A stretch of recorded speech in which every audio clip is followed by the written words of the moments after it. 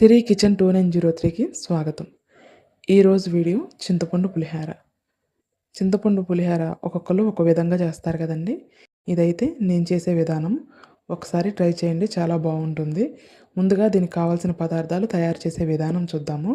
ఒక 100 గ్రాముల చింతపండు తీసుకొని, ఒకసారి నీళ్లు పోసుకొని కడిగేసి, తర్వాత ఒక 2 గిద్దలు సుమారు నీళ్ళు తీసుకొని, అందులో పోసి సన్నసెగ మీద ఒక 5 మినిట్స్ అయితే వెయిట్ చేయాలి. ఇలా వెయిట్ చేయటం వల్ల చింతపండు మనకి త్వరగా నానుతుంది. తర్వాత రైస్ కూడా తీసుకొని కడిగి పక్కన నానబెట్టుకుందాం ఒక హాఫ్ అన్ అవరు. మనకు ముందుగా నానిన చింతపండును తీసి అందులో నుంచి గుజ్జు అయితే తీసుకోవాలి. నేను ఇలా నీళ్ళు సపరేట్ చేసి చింతపండులో కొంచెం కొంచెంగా పోసుకుంటూ చింతపండు గుజ్జునైతే తీసుకుంటున్నాను. చింతపండు గుజ్జు నిలవ ఉండాలి అనుకుంటే గోరువెచ్చటి నీళ్ళతో అయితే ఇలా పక్కన పెట్టుకొని చింతపండు గుజ్జు తీసుకోండి, నిలవ ఉంటుంది. అప్పటికప్పుడు చేసుకునే వాళ్ళైతే మామూలు వాటర్‌తో అయినా చేసుకోవచ్చు. నేను ఇలాగా 2, 3 సార్లుగా ఇందులో ఉన్న గుజ్జునంతా 2, 3 సార్లకైతే తీసేసాను. తర్వాత ఇందులోకి ముఖ్యంగా పచ్చిమిర్చి తీసుకోవాలి. ఒక 15 పచ్చిమిర్చి అయితే తీసుకున్నా నేను. పులిహోరలోకి పచ్చిమిర్చి చాలా బావుంటాయి కదండీ! నాకు జీడిపప్పు వచ్చినా అంత ఆనందంగా ఉండదు గానీ, పచ్చిమిర్చిలొస్తే చాలు. ఇలా పచ్చిమిర్చి అంటే ఎంతమందికి ఇష్టమో పులిహోరలో కింద కామెంట్ చేయండి. ఈ పచ్చిమిర్చీలు ఇలా తొడియాలు తీసుకుంటే సరిపోతుంది. ఘాట్లు పెట్టనవసరం లేదు. తర్వాత అన్నాన్ని మనం పొడి పొడిగా వండుకోవాలి. దీంట్లోకి కొంచెం పసుపు, అలాగనే కొంచెం సాల్టు, తర్వాత కొంచెం ఆయిల్ తీసుకోవాలి. మనకు పసుపు అన్నానికి పడుతుంది. అలాగనే ఉప్పు కూడా కొంచెం అన్నానికి పడుతుంది.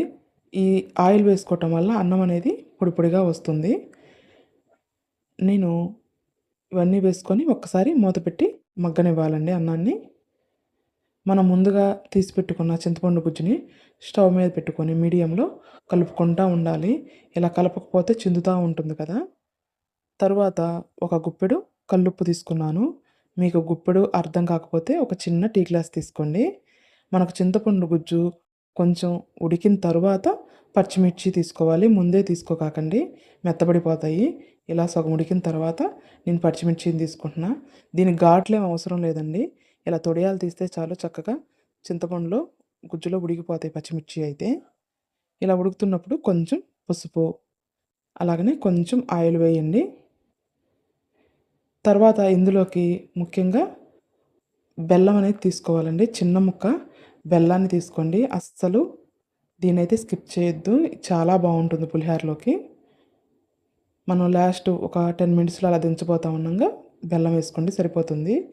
తరువాత ఒక ప్లేట్ తీసుకొని వెడల్పాటిది, అందులోకి మనం ముందుగా వండి పెట్టుకున్న అన్నాన్ని ఆరబెట్టుకుందాము.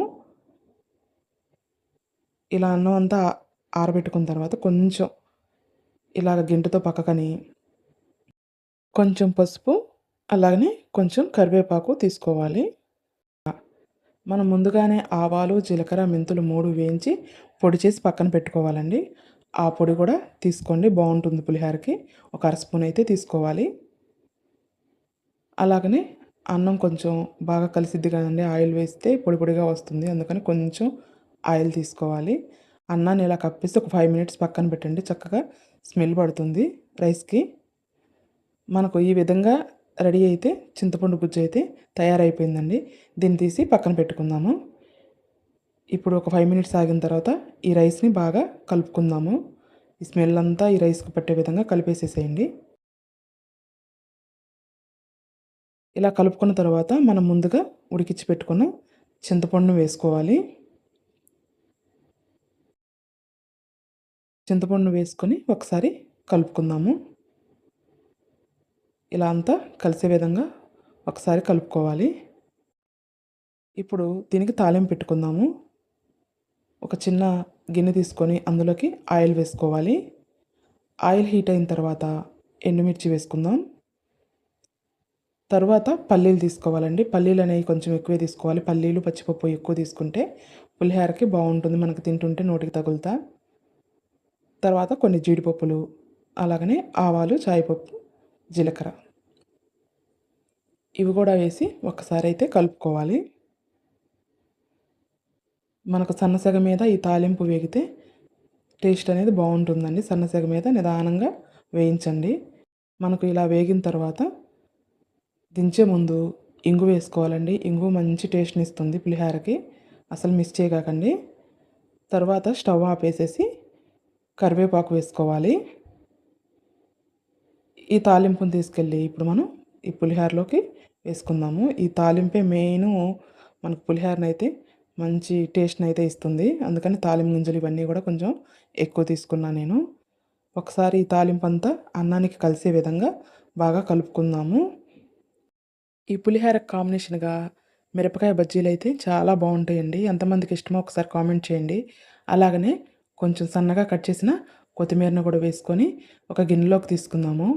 ఇలా ఒక గిన్నెలోకి తీసుకుంటే ఎంతో టేస్టీగా ఉండే చింతపండు పులిహోర అయితే రెడీ అయిందండి. వీడియో నచ్చితే ప్లీజ్ ఒక్క లైక్ ఇవ్వండి.